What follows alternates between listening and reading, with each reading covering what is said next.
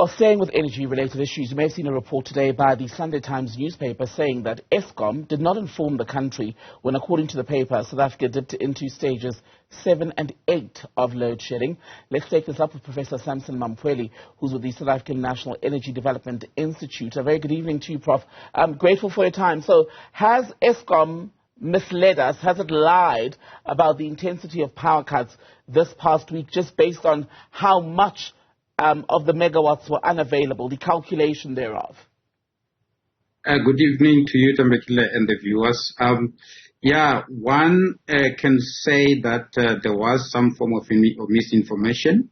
Looking at the number of hours associated with load shedding that we have seen in the past 2 days or so, I was also surprised at 4 hours, during the day and then another 4 hours during the night.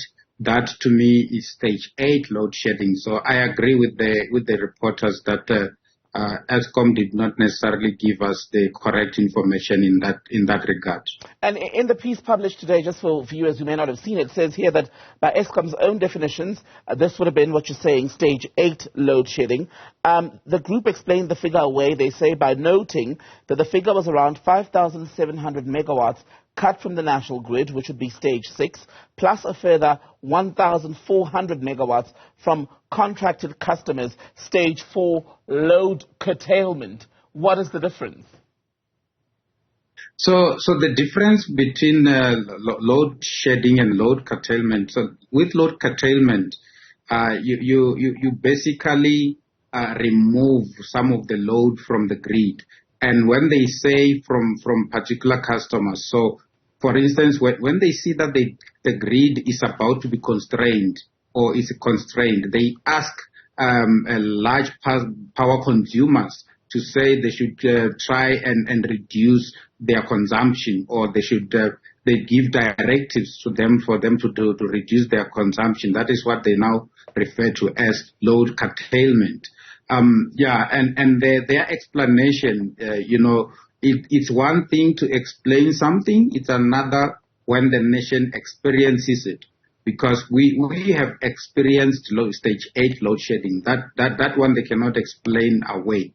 Like I said, I've seen myself 4 hours during the day, 4 hours at night. That's 8 hours of no power, unless they want to redefine load shedding and in terms of the various hours that they use, they can give us a new definition for load shedding, and then we'll gladly accept and move with that one. Wouldn't that be sneaky, though, to change the definition to suit the grading of the crisis? Because ultimately what this all means is that the power situation is worsening, and we're only in April, and it makes you wonder what's going to happen when it gets even colder and people are more reliant on electricity towards late May, going into June and July.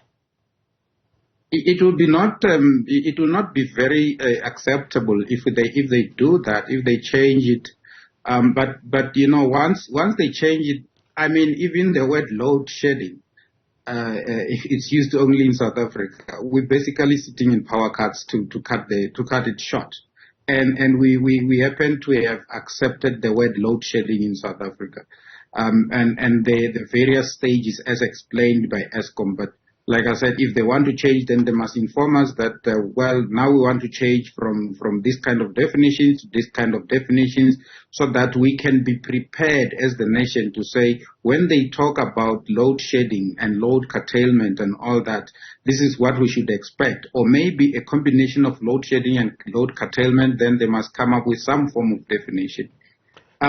Some of us predicted that the situation will get worse. Actually, I remember saying this at some point, that if we don't get to stage 8 load shedding this coming winter, we'll get to the total collapse of the grid if nothing drastic is done urgently. And that's where we are heading. I'm looking at the numbers. They are not looking very good.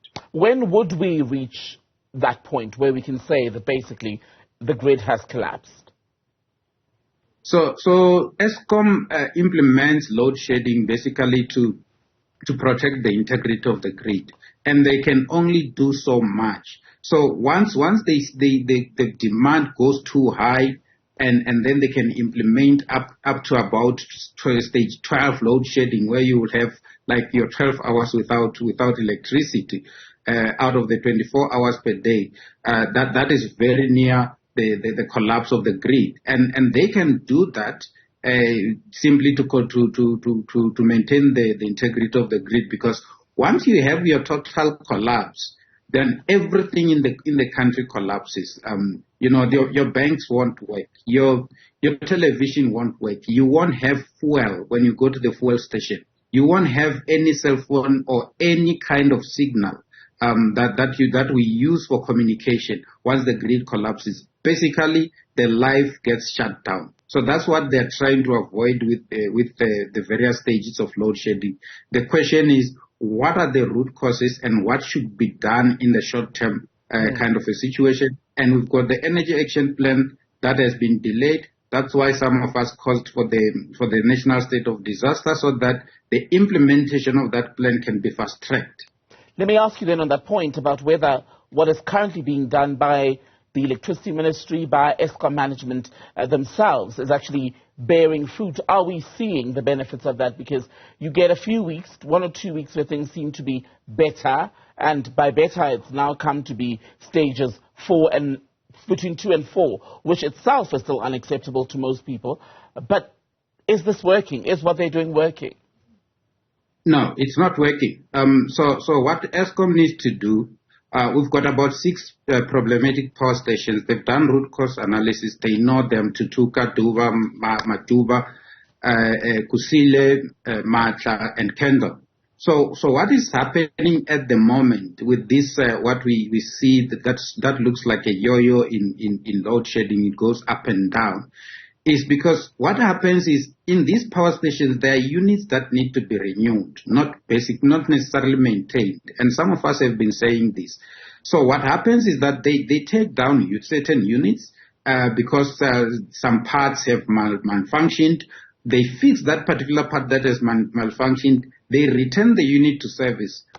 As soon as they return it to service, within 24 to 36 hours, something else breaks in that particular unit, which basically tells you that they need to do a thorough renewal of the system so that we can have what we call reliability. So when they return the unit to service, it continues to operate, it becomes reliable, and then what remains becomes your regular maintenance. So that is where the biggest problem is. Right. And the other problem is that Eskom does not necessarily have money to do what we call the reliability maintenance or the renewal of some of these systems.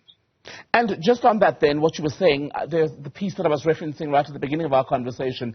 There's a quote attributed to another of your colleagues, Ted Blom, and he says that the way that Eskom is currently managing their grid, with a very low safety margin, the chances of a grid meltdown under those reckless management conditions are very high.